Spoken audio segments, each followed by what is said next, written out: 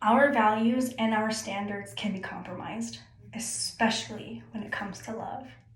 A year ago, my husband and I, we broke up.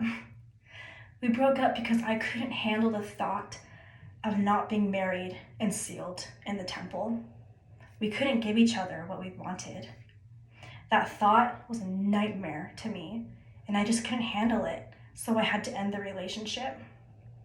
But I am so thankful that I held true to my standards and to my values, because on September 4th, 2021, my husband and I were married and sealed in the Provo City Center Temple. God had a plan for us, and that plan was incredible. A miracle had happened. I 100% believe that when we hold true to our standards and to our values, to the things our parents taught us when we grew up, I 100% believe that miracles happen when we hold true to those. Life is in our favor. God is in our favor.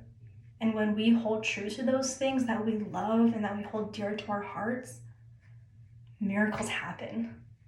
Back then, we weren't on the same page.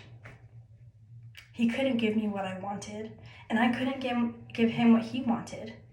But because of God's perfect plan, everything worked out in the end. His family was telling me to marry him civilly so that his repentance process could speed up. My family was telling me, absolutely not. There was no way we could get married civilly first, because that is not what the prophets teach. It needs to be done the first time. It needs to be in the temple the first time.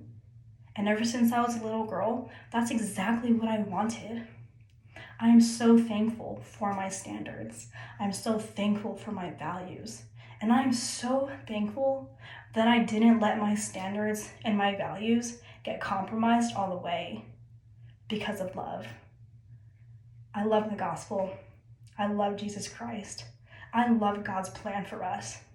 I 100% believe that our standards and our values can be compromised when it comes to love, but they should never, ever, ever be compromised, especially when it comes to love.